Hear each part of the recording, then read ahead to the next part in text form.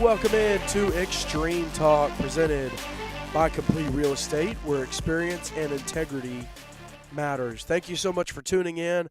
I'm going to go ahead and address the elephant in the room. Yes, my voice is shot. I've been under the weather this last week, and it's been a rough week, but we're going to power through the show today. Got a great show lined up for you. We have we'll recap what happened this last weekend. We'll talk about what's coming up this weekend. I've got the NHSA rankings that we're going to go over, and then we'll be joined by the head coach of Wayne Christian School out in North Carolina, Coach Daniel Pugh. We'll talk about their season, their team, and just kind of catch up with him out there in the Tar Heel State. But thank you so much for tuning in. Like I said, if it goes quiet for a second, I'm coughing my lungs out, so just bear with me. All right, there you go. So let's start. Where are we going to start at? Let's start out in Virginia. I always, start in Alabama or Tennessee or South Carolina, something like that. I want to start in Virginia. Really, really great game happened out there this past weekend. And I'll run through all the scores real quick, but there is one game in particular that I want to highlight, and that's if I can find where I put it. There it is. All right. So on Thursday night, Broadwater Academy took down Fuqua 50-0. Brunswick Academy also 50-0 over Richmond Academy. Greenbrier Christian got the win over Chincoteague. I think that's how you say it. If not, I just absolutely butchered it, and I apologize to you folks. But a 28-24 game, just a burner of a game, and I'm going to look it up on Max Preps real quick. The other game I wanted to talk about, I got their stats pulled up real quick, but let me see. I want to see if there's a box score on here, because with a close game like this, I got to give some young men a shout-out if they have stats on here, and they do.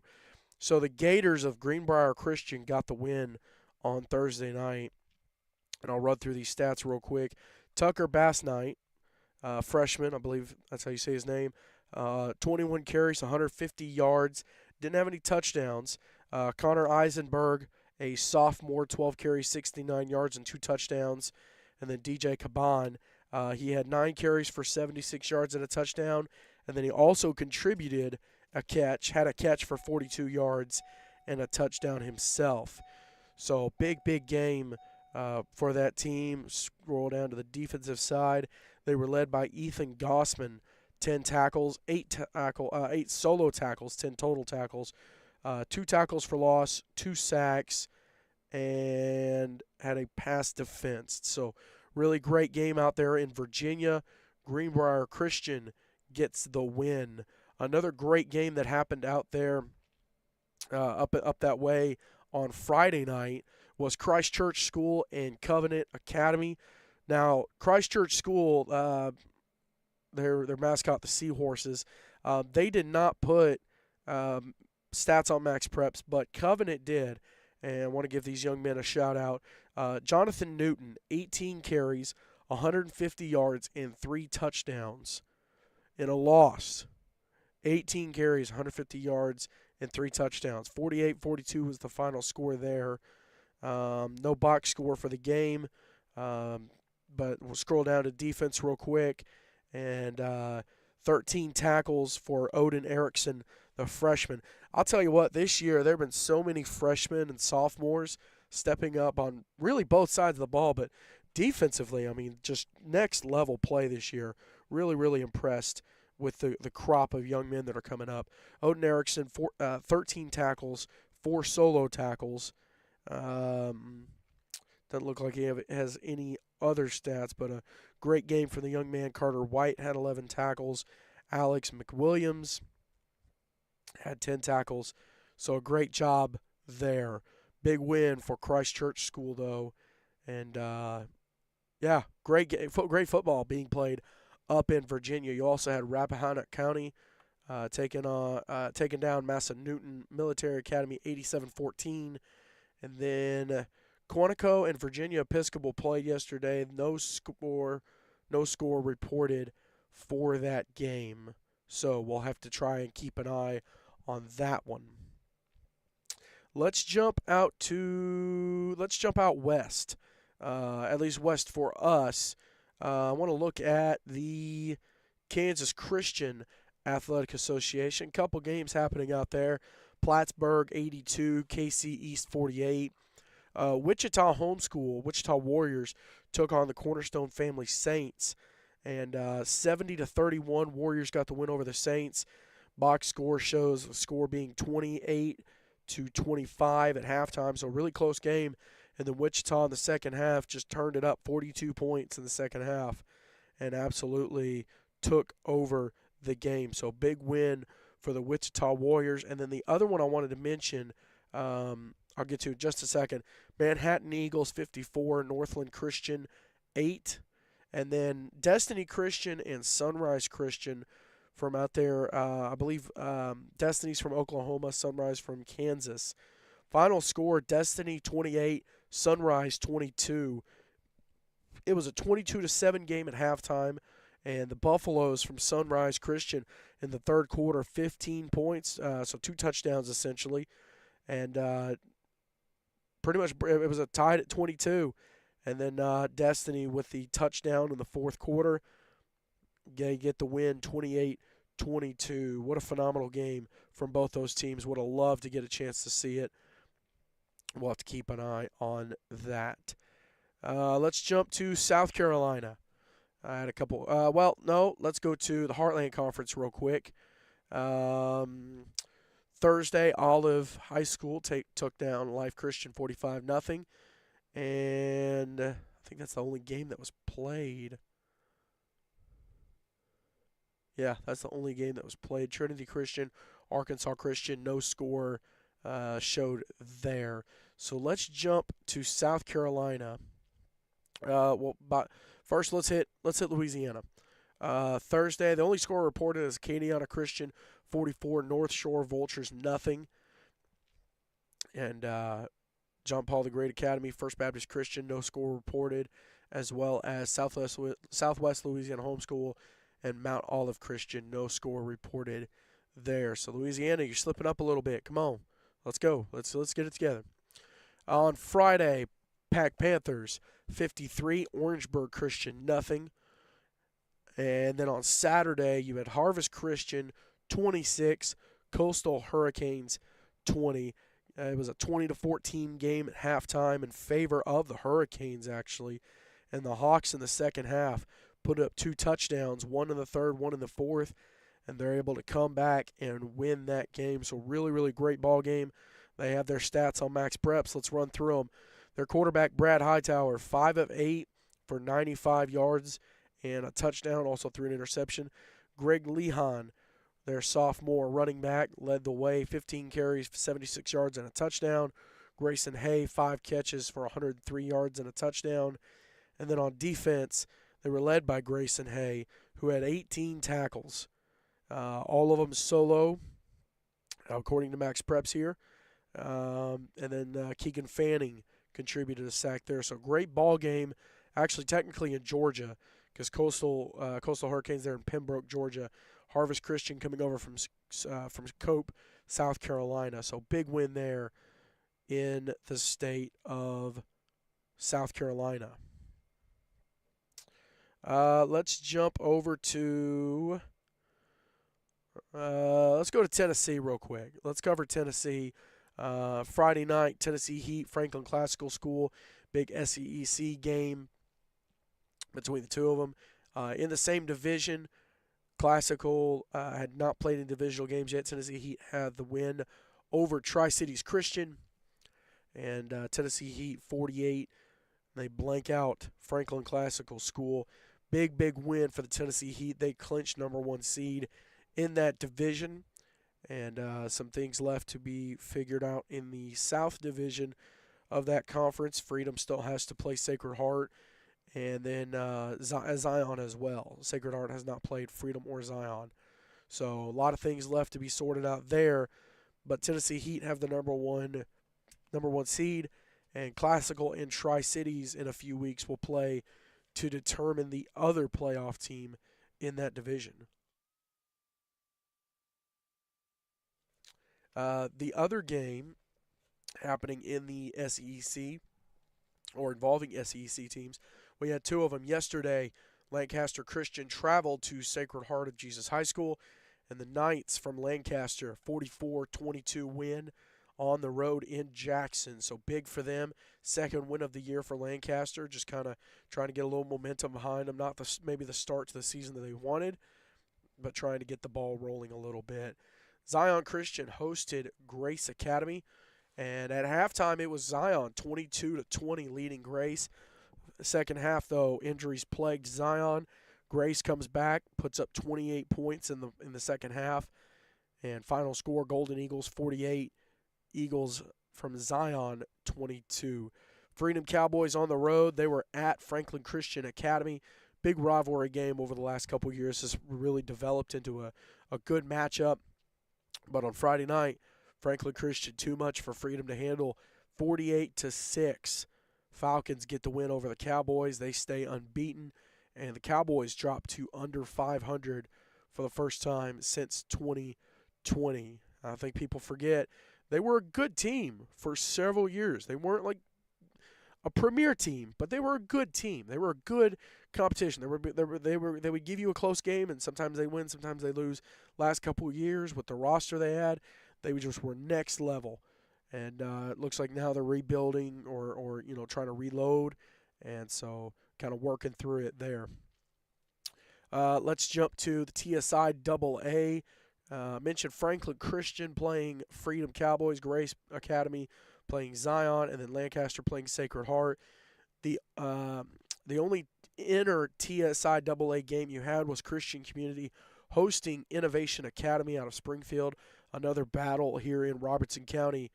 And the Colts 56 and the Sentinels 14. So big win for Christian Community. They stay. That's a 5-game win streak for them after the loss to Franklin Christian Academy early on this season. So they stay on fire. Also on Thursday night, South Haven Christian hosted Tennessee School for the Deaf.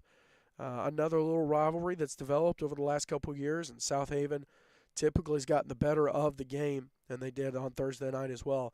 74-20, Patriots get the win over the Vikings. All right, everybody wants to know. Now let's jump to Alabama with only a couple minutes left, and we'll try to high point a couple of these games. Real quick, before I go any further, I mentioned the Grace Zion game. I forgot. I pulled up the stats. Grace did put their stats up on Max Preps, and I want to give them a shout-out for that. Clayton Gunther, sophomore quarterback, 11 of 19, 193 yards and a touchdown. Leading rusher on the night was Wesley Thompson, probably coming from the quarterback position. 8 carries, 86 yards, and 3 touchdowns for that young man. And then on defense, led by Andrew Huggins with 6 tackles and 2 tackles for loss. Hayden Smith contributed a sack, and then Brock Passons had a interception for the Golden Eagles. So shout out to those young men there. Man, running up against time, trying to make it all happen. I'm going to run through the games that I do not have. Well, let's just do our best to run through. Let's start in the we'll start in the AISA. You know what? No, we will recap Alabama after our interview because I want to go ahead and I want to talk about the games over in the NCISAA that happened this past weekend. Special situation for some of these. Had a tropical storm roll through, so 4 games got moved to Monday night, to tomorrow night. So only a couple games played this past weekend. Faith Christian, big win over Father Capodanno, 58-12. And then on Thursday night, you had Wayne Christian hosting John Paul II Catholic School. And they were a team that played for the championship a couple years ago, or last year rather, against Arundel Parrott, I believe. And really, really good game. 7-0, 14-8 at the half, with the Saints leading Wayne Christian Eagles. Wayne in the second half. Touchdown in the third, touchdown in the fourth, and JP2 did get a safety in the fourth quarter. But the final score, 24-16. Both teams have put up stats on Max Preps. Let's run through it real quick. Let's talk about JP2 first. Leading their team, you had Kavion Moore, 13 carries, 47 yards, and a touchdown. You had Gentry McMinn, 7 carries, 45 yards, and a touchdown. And then in terms of receiving, they didn't have any passing touchdowns. So those were the 2 touchdowns there, both rushing touchdowns. Their leading rusher in terms of yards, Ray Shaw, 14 carries, 55 yards. And then let's skip down to defense. They did not put any defensive stats in yet. So let's switch over to Wayne Christian. Nate Peck, Jr., quarterback. 5 of 10, 132 yards and 2 touchdowns. Etheridge, I believe it's Shaquan Etheridge, who did win a Player of the Week last year. 5 carries, 55 yards, and a touchdown. He also contributed. He had 2 catches for 79 yards and a touchdown. And then Oliver Thomas had a 51-yard catch for a touchdown. Scroll down to defense real quick. Leading tackler was Jonathan Jackson. He had 23 tackles on the night, 11 solo tackles. Jordan Kelly, 17 tackles. Elijah Anderson, 16 tackles. And Oliver Thomas, 13 tackles. You had Elijah Anderson, Josh Linton, and Jonathan Jackson, each with a sack. And then you had a fumble recovery from Jordan Kelly and Elijah Anderson. And I know that was a speed round. Like I said, I will recap the Alabama games here in a bit, but I do want to go ahead and get my guest lined up for today. We'll go ahead and get him on the phone here.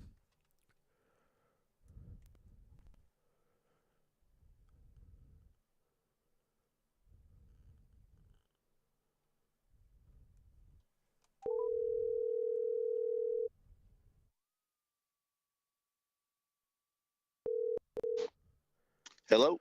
Joining me now is the head coach of the Wayne Christian School Eagles, Coach Daniel Pugh. Coach, thank you for taking the time to join me. Absolutely glad to. Man, you guys, I'm just going to jump right into it. You guys had a huge task on your hands Thursday night, and, well, that wasn't supposed to happen. You guys had a huge task on your hands Friday night playing JP2, a team that historically has been successful. If I'm not mistaken, they played for a championship last year. They did. Yeah, so you guys, you knew you had your hands full going into Thursday night, and then with the special kickoff time with the game on Thursday instead of Friday, what was the biggest message that you were trying to communicate to your guys going into that game? Yeah, we kind of talked about a few different things. You go back to last year, we hung with them well early, um, but then they were physical. They were more physical than us, and as the game wore on, they ended up, I think, putting 70 points on us last year. Yeah, And so um, that was a big eye-opening thing for our young program last year because we thought our guys thought that they were pretty physical, and so I was able to challenge them off of that coming into this year to be more physical. So obviously that was one of our big words going into Thursday, was that we wanted to be physical, we wanted to fight, and then obviously we wanted to finish it off. And so they believed in that message, and they continue to, even though we didn't start very good. We had some mistakes early, some fumbles. We knew that they're a ball control team. They're a 5-man line. They're gonna go foot to foot, and they're gonna wedge block. They'll quarterback sneak on 1st and 10, wow. all the time, just to and push the line. And they were able to do that early. But our message was, we're gonna play a lot of guys. We're deep on the defensive line. And that showed up later in the game when they stopped getting quite so much push up front, as we were able to stay fresh throughout the game. It was a big game for us, definitely. Absolutely. And you guys obviously, and then coming into that game, you were coming off the back of playing arguably one of your bigger rivals, Cary Christian. And you guys got a big win against them. There was a team that last year you beat them in the regular season, they beat you in the playoffs. So coming out of that game and being able to beat a rival team like that, that had to help the confidence and the momentum of your guys.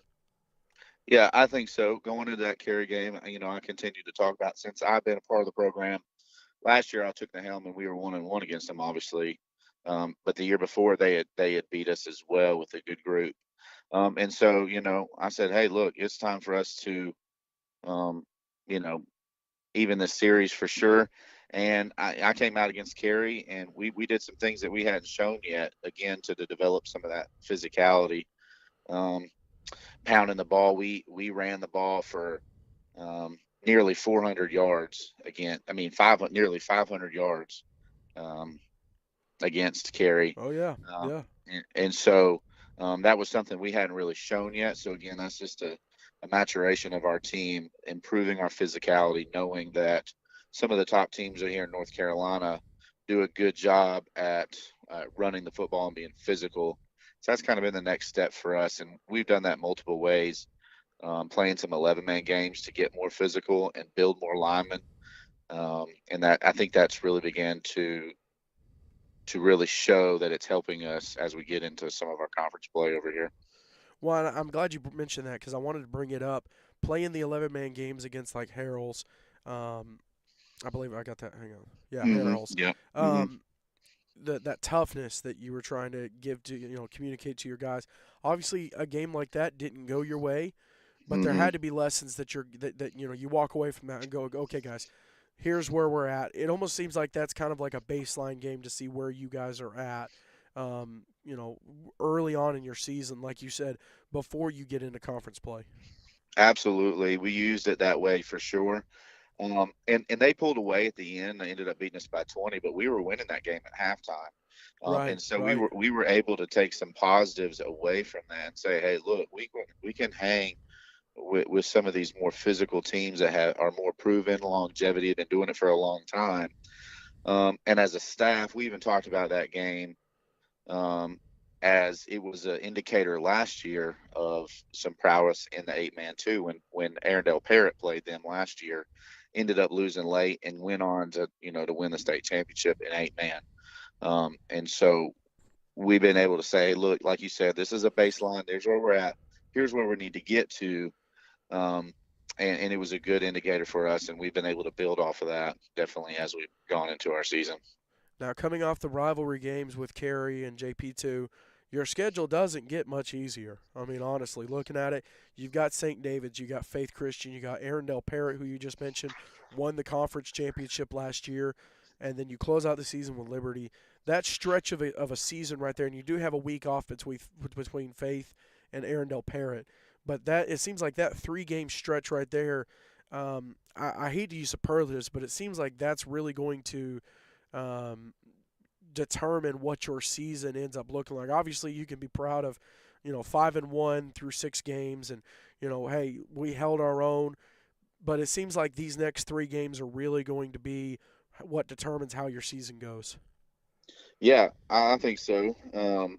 St. David's is kind of a restart program. They took a couple of years off, and so it's going to be important for us to um, keep our heads focused and clean up some execution stuff. Well, and sometimes Um, and sometimes that can be kind of a trap game almost because you hmm don't know what to expect, and your guys maybe.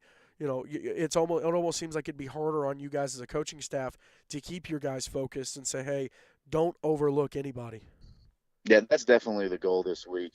Is um, and it's not about St. David's more as it is about us making sure For sure, yeah. that we are being who we're supposed to be, doing our job and making sure that as we get into the latter half of the season that we're peaking, that we're executing at a high level regardless of the name that we see in front of us. So It seems like 8-man in North Carolina is getting stronger because you mentioned Arendelle Parrott going and playing the 11-man game as an 8-man team and hmm holding their own. You guys playing up a little bit, and then you've got Cary going on the road and at least for the first half, holding their own with a team like Evangel Christian of Alabama.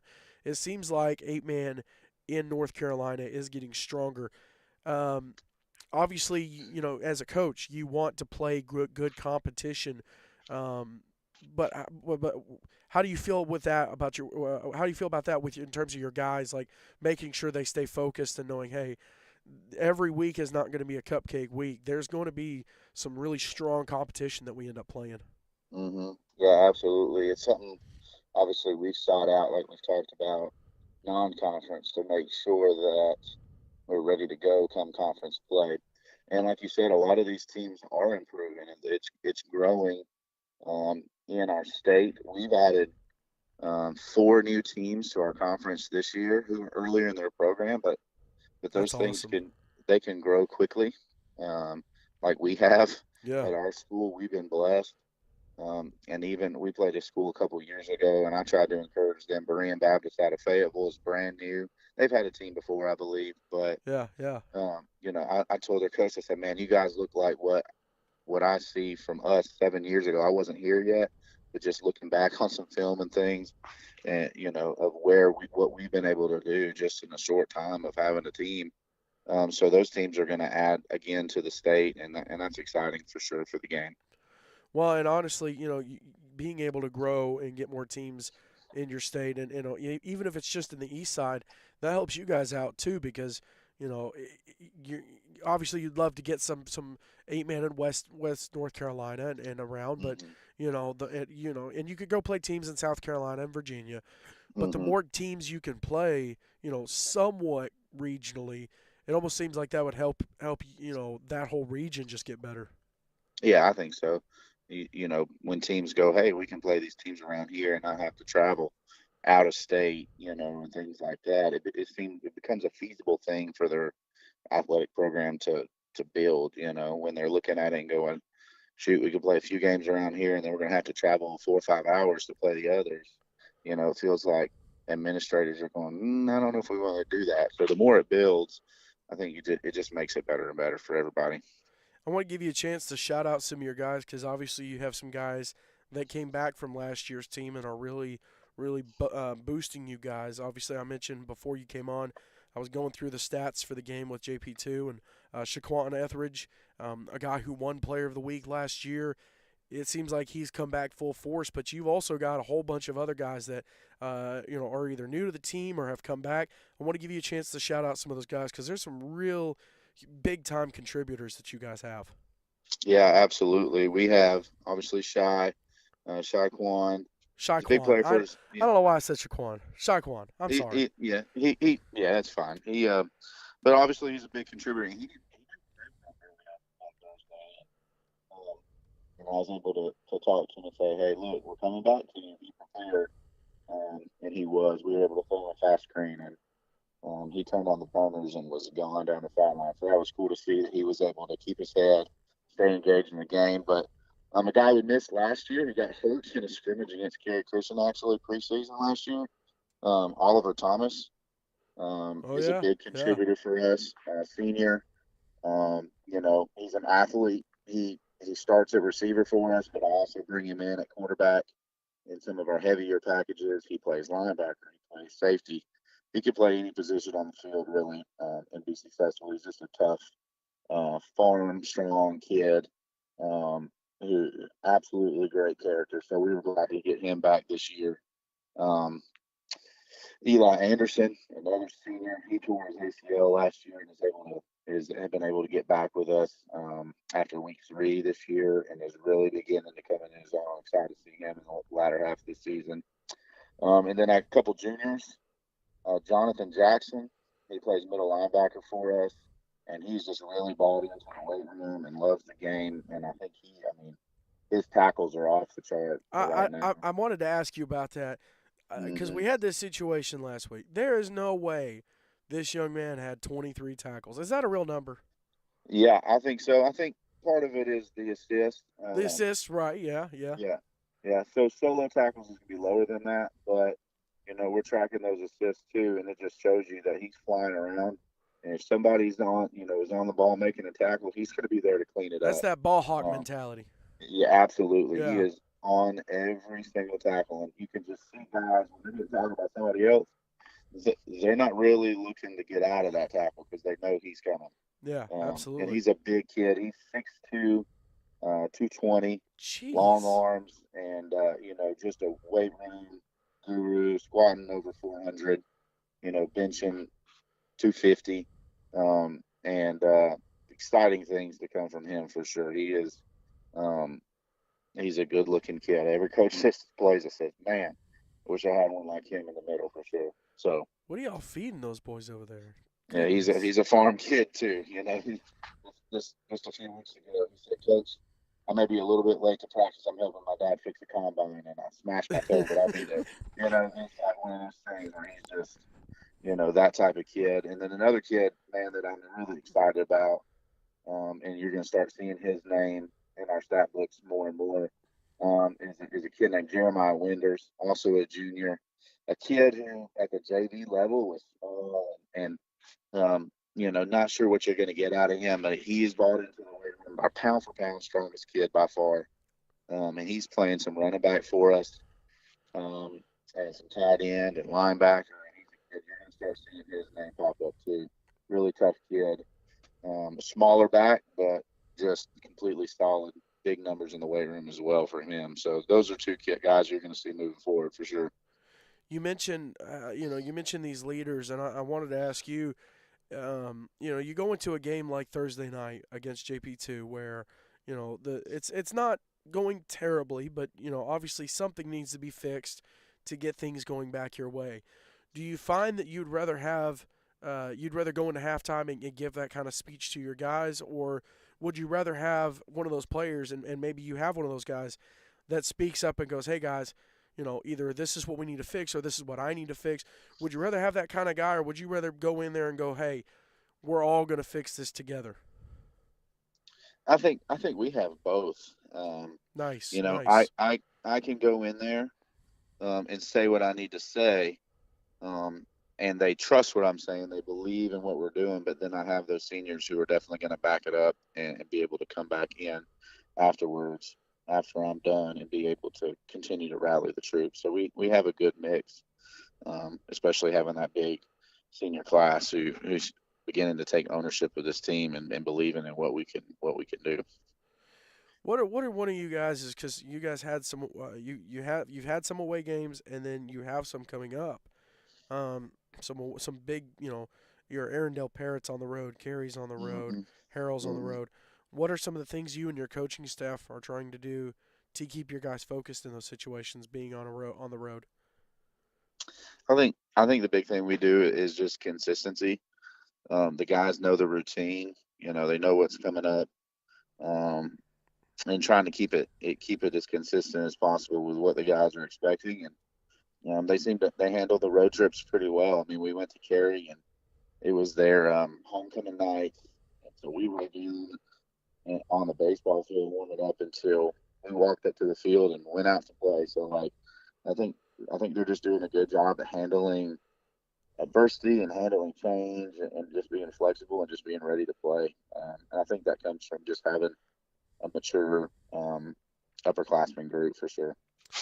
Do you look around and obviously you guys have tough competition in your region in your area, but do you look around and you see anybody maybe as you get ready to make the schedule for next year that you see anybody that you go, hey, you know what? Take a crack at these guys. Either let's get one on the 8 man level, but then if there's one on the 11 man level that you think you guys would want to take a shot at. Yeah, we're definitely looking to up our competition.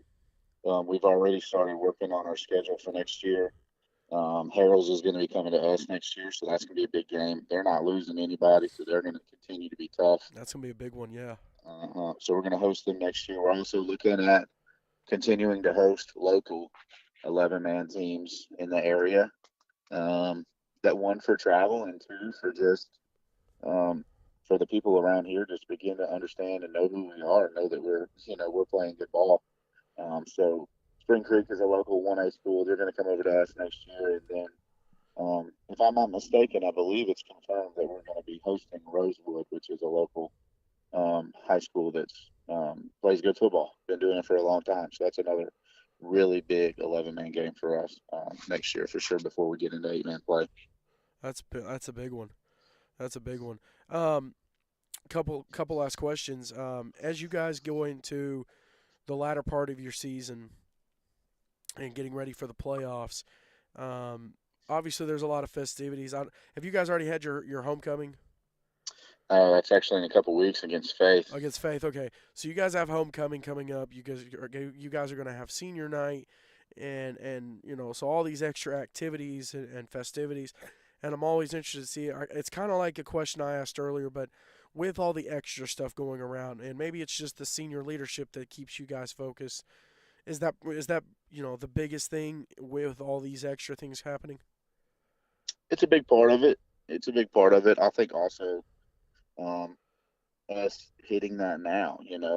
We're 2 weeks out from homecoming, but understanding that it's time for us to begin to execute at a championship level and at a playoff level now instead of waiting until those moments. Just getting your guys locked in and understanding. We went to Faith last year and handled them pretty well, but they haven't lost much and they're playing well. We watched them play Cary Christian on film and you know beat Cary Christian pretty good. They're a physical football team, and I think our guys know that they've improved and they're going to need to bring our A game, even though it's our homecoming. There's a lot of distractions and things like that. That's a big game for us, and our guys are going to need to understand that for sure. I don't want to look too far in the future, but playoffs. You want to play a play? Do you want the playoff game on the road, or do you want to host it? Oh, we want to host. I think we're moving ourselves that direction. Beating JP2 was a big deal. It Yeah, should put us absolutely. it should put us at number one in the state on max preps, which is a big part of those seedings when it comes to playoffs. But we got to continue. Definitely want to bring them to our place, host them, and try to maintain that throughout the playoffs for sure. But yeah, like you said, 1 week at a time. There's things that we've got to clean up this week. Every coach is saying that, but I want to execute at a higher level. 3 fumbles, we've got to clean that up. Um, some holdings and some things on offense that gave JP2 a chance to jump out on us, and so we haven't come back. If we do what we're supposed to do, maybe we can take control of that game a little earlier on. Looks like St. David's, you guys, Faith, and Rocky Mount are all 3-0 in Yep. conference play. Yeah, like I said, again, this end of the season here is going to dictate a lot of what's going to happen for sure. And no, no coincidence.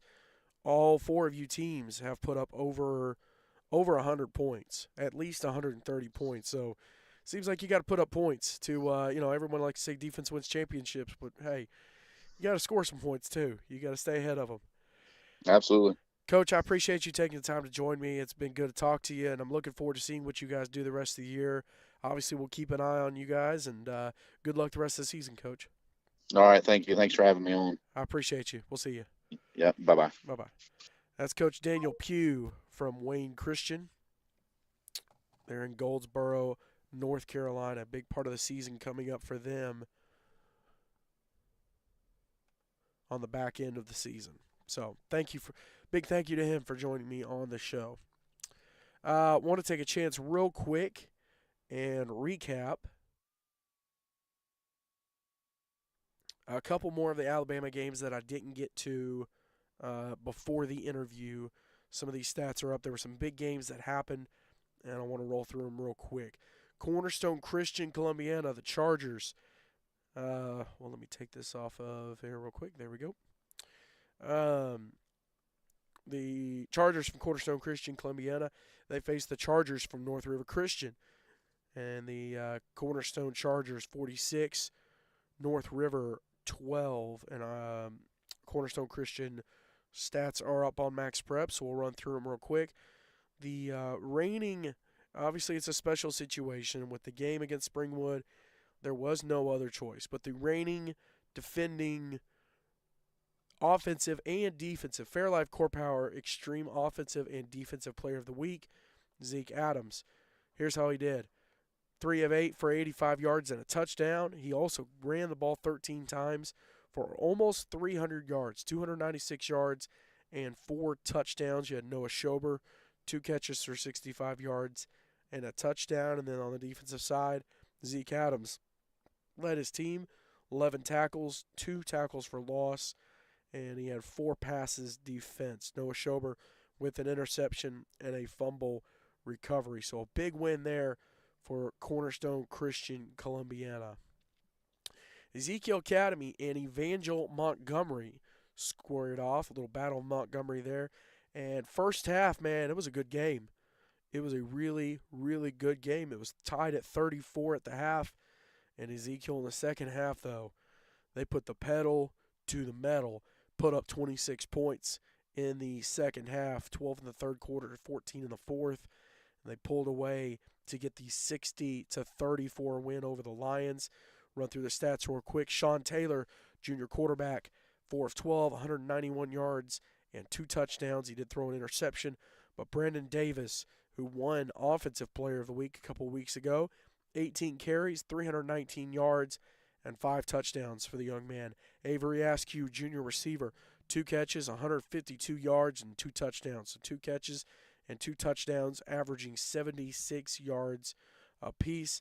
Now, the longest was 94, so he had a touchdown for 94 yards, and then he had a touchdown, let's see if I can get my math right, touchdown for 68 yards?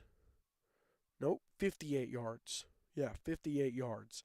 So big night from those young men. Emmanuel Grant, a young man who won Defensive Player of the Week the same week that Brandon won Offensive, led his team in tackles, 16 tackles, 13 solos, 30 tackles for loss. You also had Melvin Spells, 13 tackles, 10 solo, and 3 tackles for loss. Emmanuel Grant added 2 sacks, and then Sam Blount and Jacob Lawrence a sack each. So big game for Ezekiel Academy. Big win for them as well. And congratulations to the Knights on the win. Southern Prep on the road at Meadowview. And they controlled this ball game. Meadowview did put up some offense, though. At a half, Southern Prep led 40-22. They put up 34 points in the first quarter and then 38 in the third quarter.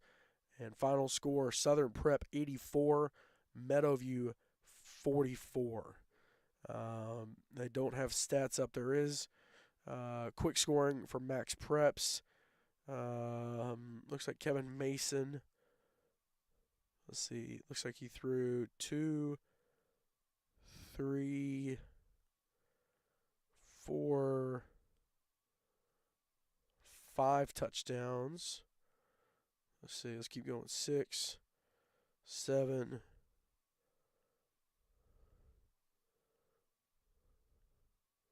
All right, so Kevin Mason threw for 7 touchdowns.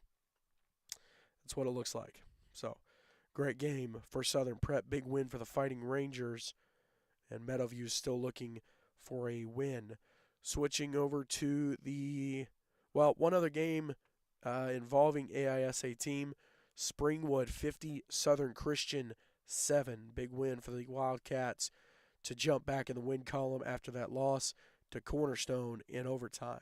Let's go to the ACSC. I mentioned the Ezekiel Academy Evangel Christian game. Mentioned the Springwood Southern Christian game. And then it was time for the game of the week. The game that everyone was looking forward to, everybody was talking about. I had it on. Shout out to Evangel Christian's digital media club for handling the broadcast of it. And of course, their crew, Scott Stafford, always does a great job with it. At the half, it's 14-12, Lighthouse leading Evangel, and everyone's looking at this game going, okay, this is what we came for. Second half, though, Evangel handled business. They handled, what do the kids say? They handled business. 28 points in the second half. They pull away and win 40-14. Both teams have stats on Max Preps. And let's run through it. Elliot Knowles, 10 carries, 61 yards, and a touchdown. Clay Boatman, 19 carries, 58 yards, and a touchdown. And then scrolling down to defense, you had, it looks like Cullen White leading the team in tackles with 14, 5 solo. Clay Boatman, 13 tackles, 7 solo, and 2 tackles for loss. Clay Boatman and Jonathan Snow had a sack. Jacob Graves contributed 2 sacks on the night. And then Cullen White, Daley Smith, and Shelton Hill each had a pass defense. Shelton Hill had 2. And then switching over to the Evangel side of things, Kemp Swords. Not a huge passing night for him, but he did a whole lot on the ground. 18 carries, 84 yards, and 3 touchdowns. Colton Duro, big senior running back, 11 carries, 97 yards, and 2 touchdowns for him, so almost 100 rushing yards. Scroll down to defense real quick. You had Hayden Black and Josh Lumen tied with 13 tackles each and 4 solo tackles for each. Hayden Black had 2 tackles for loss. Cole Romano, 2.5 tackles for loss for him. He also had 2 sacks on the day. So Cole Romano, 10 total tackles, 6 solo, 2.5 tackles for loss, as well as 2 sacks. And then Caleb Austin and Zion Thompson both intercepted Elliott Knowles. And then Zion had 2 passes defense. So a big win for Evangel Christian. They continue to roll 7-0. Switch over to the CFA. Christian Football Association had a couple games happen on Friday night. Victory Christian got the win over Mississippi Phoenix Sports Academy, 48-26. Victory with their second win of victory with their second victory of the season. Jacksonville Christian was on the road taking on Russell Christian, rematch of the championship game last year. Obviously, Russell, a much different team, and so Jacksonville rolled in to Meridian and got the 37-6 win. We'll roll through these stats real quick. Noah Lee just continues to just be bombs away. 20 of 26, 328 yards and 2 touchdowns for the young man. Travis Barnhill, senior running back, 20 carries, 104 yards and 2 touchdowns for him. And then Jesse Ganaway, 8 catches, 166 yards and a touchdown for him. Looks like Travis Barnhill led the team in tackles with 6 and a tackle for loss from him. Jesse Ganaway, 2 passes defense, and Dion Dupuis with a fumble recovery. Big win for the JCA Thunder. You also had Tabernacle looking for their first win of the year. They hosted Success Unlimited, and they handled business all night. They led 30-0 at halftime, 16 points, 2 touchdowns in the third quarter, and they cruised from there 46-6. Torches get their first win of the year. Aaron Peters, 9 of 16 for 121 yards and 2 touchdowns. Reed Chase, 12 carries, 81 yards. Good to see that young man back. Aaron Peters, I mentioned what he did at quarterback. 6 carries, 62 yards, 4 touchdowns for the young man. So responsible for all 6 touchdowns on the night. Reed Chase, Tucker Andrews, and Justin Blackburn each had 3 catches. Chase and Blackburn each had a touchdown catch. And then you had Ian Anderson leading the team in tackles with 7. You had Josiah Jones leading the team in tackles for loss with 3. And then Kyle Gillis had an interception on the night. So big win for Tabernacle Christian School, the Torches. Tuscaloosa Christian, the other TCS, they were on the road at Cornerstone Christian. Both teams looking for a win to help keep their season going. And it was all Cornerstone at the half. They led 27-6. Tuscaloosa tried to come back in the second half, but Cornerstone handled business, and they get the win 42-22. Hang on just a second.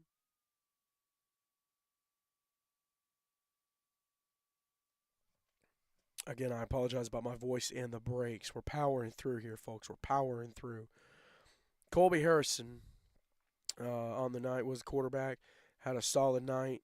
But Jess Nelson, sophomore running back for Cornerstone. 17 carries, 149 yards, and 2 touchdowns for the young man. He handled his business. He took care of the ball for sure. Colby Harrison, 9 tackles, 2 tackles for loss. Brody Barksdale, Sam Johnson, each with a sack. Jake Nelson with 2 sacks. Whole bunch of passes defensed. Sam Johnson had a fumble recovery. Jake Nelson had a forced fumble and a fumble recovery, and then Brody Barksdale with a forced fumble. So big, big win for Cornerstone Christian Rainsville. So congratulations to them on that win. All right, let's look through these NHSA rankings now that we've talked about how all the games went this past weekend. And just a reminder, these rankings are for teams that their championship game, their conference championship game, lines up to where they could play in the NHSA championship tournament, with the exception of, I think with the exception of South Carolina, the SIFA, and the AISA. They did leave those teams on here. So not 100% sure, but let's run through these rankings. We'll compare how if they've changed any from the last week. So number 1, Evangel Christian, Alabaster, Alabama. They went from 6-0 to 7-0. They stay at number 1. Franklin Christian out of Franklin, Tennessee, stays at 2-0, moving from 4-0, or stays at number 2, moving from 4-0 to 5-0. Lighthouse Homeschool out of Aniana, Alabama. They stay at number 3, 6-0 last week, 6-1 now. But that loss was to the number 1 overall team, so they stay at number 3. Christian Community School out of White House. They stay at number 4, moving from 4-1 to 5-1. Their loss coming to Franklin Christian Academy, who is at number 2. Pack Panthers, they stay at number 5. They move from 5-1 to 6-1. Jacksonville Christian, they stay at number 6, going from 5-0 to 6-0. The Fort Wayne King Crusaders, or on Max Preps it'll say Tri-State Crusaders, they stay at number 7. They move from 3-1 to 4-1. Ezekiel Academy out of Montgomery, Alabama, they stay at number 8, going from 3-1 to 4-1 as well. Cornerstone Christian Columbiana, they stay at number 9, going from 4-0 to 5-0. And the Tennessee Heat, they have climbed from number 12 to number 10, going from 3-3 to 4-3. Now Springwood was number 10 last week. They dropped to number 11, going from they actually went 4-1 to 5-1, but that final score may not have been input in time. But they are 5-1, so we'll have to see about that. Freedom Cowboys moved from 11 to 12 with the loss, going from 2-2 to 2-3. South Haven Christian out of Springfield, Tennessee, has moved up to number 13 with their win on Thursday night over TSD, going from 4-2 to 5-2. John Paul the Great out of Louisiana, they dropped from 13 to 14. They are still at 4-1, and it seems like they have not put a score in Max Preps yet, so they're still 4-1, and they drop to number 14. Grace Academy out of Chattanooga, they climb from number 16 to number 15, going from 2-2 to 3-2.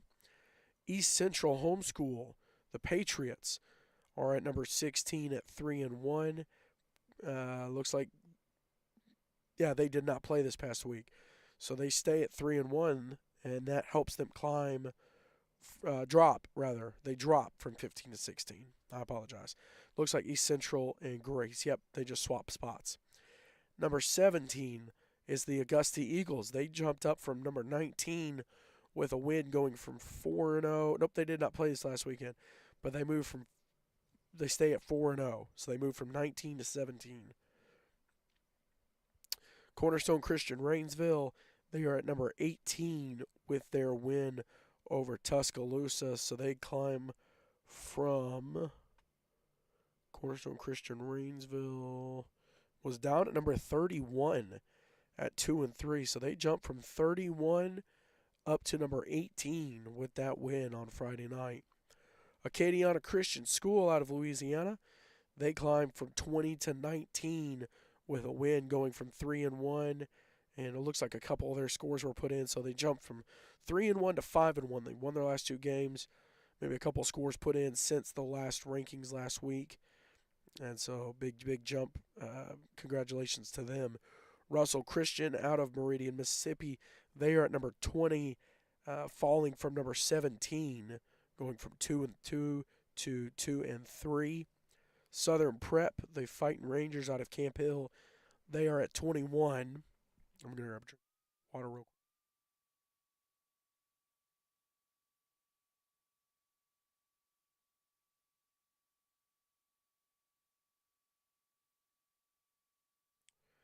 So Southern Prep is at number 21. They are sitting at 3-2 with the win on Friday night, and they climb from number 29. So they go from 29 to 21. Big jump for them. Franklin Classical School out of Franklin, Tennessee, the Knights. They are at number 22 at 3-2, and so they drop from 21.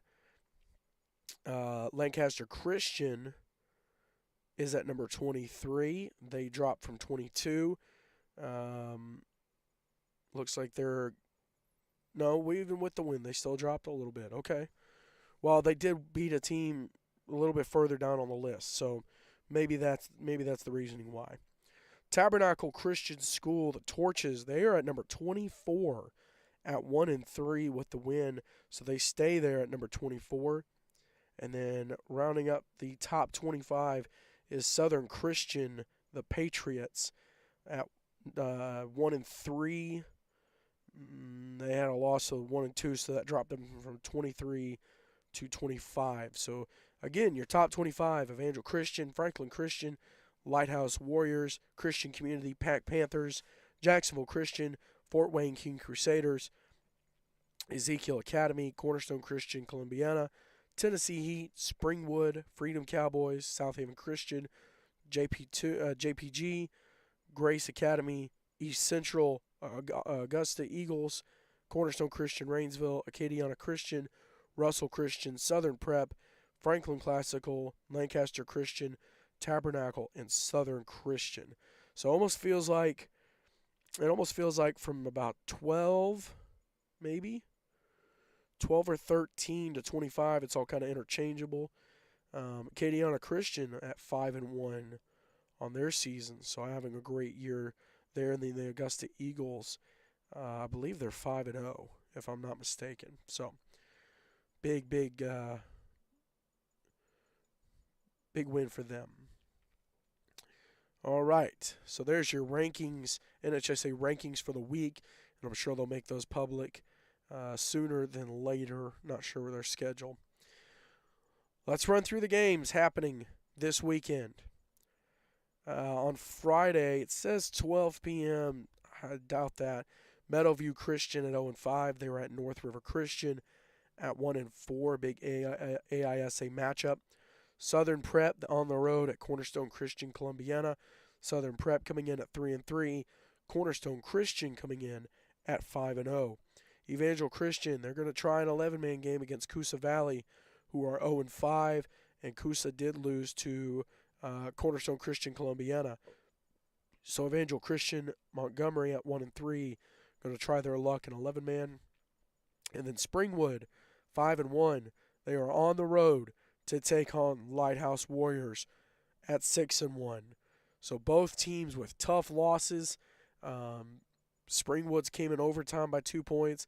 Lighthouses just second half weren't able to keep up. And last year, this game was played at Springwood. This was just a awesome game. I got a chance to go do it, go cover it and broadcast it. And first off, great atmosphere. First time matchup between these two teams. And it was a barn burner game. You can go back and watch it on our YouTube channel, but it was a great game. So looking forward to a good matchup this Friday night between these two teams. Let's jump over to the CFA on Thursday night. Cornerstone Christian Rainsville, they are on the road at Victory Christian. Cornerstone Christian Rainsville coming in at 3-3. Victory Christian at 2-1. And then on Friday night, Success Unlimited Academy 1-5. They are at Tuscaloosa Christian at 2-3. Tabernacle 1-3. They are on the road at Russell Christian at 2-3. So not a lot of winning records in the CFA Cornerstone Christian Rainsville at 500. You do have Victory at 2-1, and then Jacksonville Christian unbeaten. So a little bit of a down year for the CFA. Let's jump to the ACSC on Friday night. I mentioned Springwood and Lighthouse Homeschool.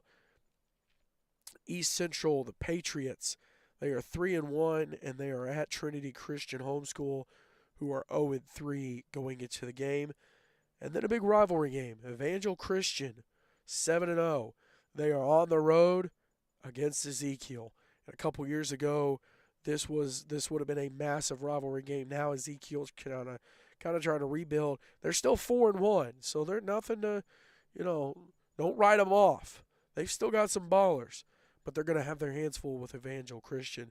Good news for Ezekiel. It is at Ezekiel, so a little bit of a home field advantage for them. Let's go to Tennessee. Look at the TSIAA. Franklin Christian, they are on the road Friday night at Innovation Academy. Franklin Christian 5-0. Innovation 0-4. Zion Christian is on the road at Lancaster Christian. Zion at 1-6. Lancaster at 2-4. And then you also have Alabama School for the Deaf, the Silent Warriors at 3-1. They are on the road to take on Grace Academy at 4-2. So big game for the Golden Eagles and the Silent Warriors. Again, I apologize for my voice. Powering through this. Let's see. Let's go to the SEC on Friday night. Tennessee Heat, 11-man game. They are hosting Eagleville High School. Eagleville comes in at 3-3. Tennessee Heat at 4-3, 0-2 in 11-man games. Franklin Classical School, they are on the road in Huntsville at 3-2 to take on the Freedom Cowboys at 2-3. Big game here between the Knights and the Cowboys. Cowboys trying to bounce back, as well as the Knights, both taking losses. And then on Saturday, Sacred Heart of Jesus High School, 0-3. They are on the road to take on Riverside Christian at 1-3, which I did not mention in my recap, but congratulations to Riverside Christian getting their first win of the season this past Friday night down in Pelham, Alabama against Trinity Christian Homeschool. So congratulations to Riverside Christian. Big win for them as they continue to rebuild their program. Coach Adam Chalmers, big congratulations to him. Let's see. Let's go to South Carolina on Friday. Orangeburg Christian at 0-4. They're on the road at the Augusta Eagles at 5-0. A SEEC game I did not mention, but it's an interconference game, cross-conference game with the SIFA. Tri-Cities Christian hosting Harvest Christian. Harvest Christian at 2-3. Tri-Cities Christian at 3-2, and they did get a 11-man win against Providence Academy from up that way. I believe 41-14 was the final score there. So the Eagles at 3-2, Harvest Christian at 2-3 with a win over the Coastal Hurricanes. Speaking of the Hurricanes, they're on the road to take on New Hope Leadership Academy. The Hurricanes 2-3. This has New Hope Leadership at 1-2-1. Not sure why they have a tie, but you also have Victory Christian at 2-3 on the road to take on the Pack Panthers at 6-1. And just a reminder that Augusta Eagles Pack Panthers game, it's coming up next Friday. Not this Friday, next Friday. That is going to be a massive must-see game. Very excited for that one. Try to run through a couple more of these games on Thursday. First Baptist Christian 0-5. They are at Mount Olive Christian 1-3. No games on Friday. And then you have Acadiana Christian at Southwest Louisiana Homeschool. Acadiana at 5-1. SWLA at 3-2. So big game there. And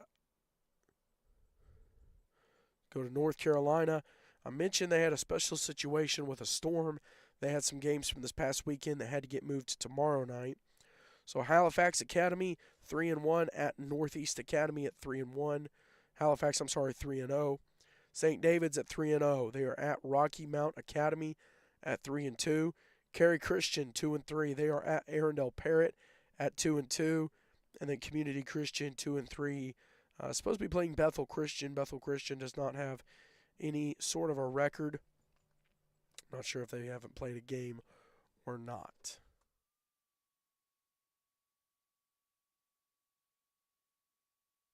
Now, this will be a big challenge for these North Carolina teams because as you look at the schedule, some of them are playing on Monday night, and then they will turn around and play on Friday night as well. So they'll have to do a little bit of an Ironman setup. Real quick, let's see. Heartland Christian, Arkansas Christian at Southwest Christian. Arkansas Christian 0-4, Southwest 1-3. Abundant Life at Destiny Christian. Abundant Life, the Owls 4-1. Abundant Life 4-0. Destiny Christian 4-1. Claremore Christian is at Life Christian. Claremore coming in at 0-4. Life Christian at 1-3. Sunrise Christian is at Crossover Prep. Sunrise at 3-1 after the loss to Destiny Christian. And then Crossover Prep is at 2-1 on Saturday. Cornerstone Spartans at Cross Christian. Cornerstone Spartans at 2-3. Cross Christian at 2-0. And then Unity Christian at 2-0. They are on the road at Trinity Christian 0-4. So some big games happening in the Arkansas, Kansas, Oklahoma area. Let's jump to Kansas Christian real quick. Manhattan Eagles 4-1. They're at the Wichita Warriors 3-0. KC East Lions 2-3. They're at Bishop LeBlond at 2-2. And then the Cornerstone Family Saints 1-4. They're at Veritas Christian, who are 0-2. Let's see. Let's look at Virginia real quick. They did move a game to Monday as well. Southampton Academy 2-2. They're at Kinston Forest, who is 4-0. And then on Thursday, Fuqua at 1-3, taking on Brunswick Academy at 6-0. Brunswick Academy on a tear so far. Arcadia at 3-2, taking on Chincoteague at 3-2, and then Rappahannock County at 2-3, taking on Greenbrier Christian at 1-3. And I know there's some Georgia teams on here, some Mississippi games, some of the Northern 8, and then Florida. I'm not going to be able to get through these. I'm going to hold off on running through some of these games coming up. I appreciate y'all putting up with my voice throughout the show so far today. I want to give a big thank you to Coach Daniel Pugh for jumping on the show. Thank you so much for listening. You're going to have a great weekend of football coming up. Go catch a game. Go watch one online. We'll have a good time. See ya!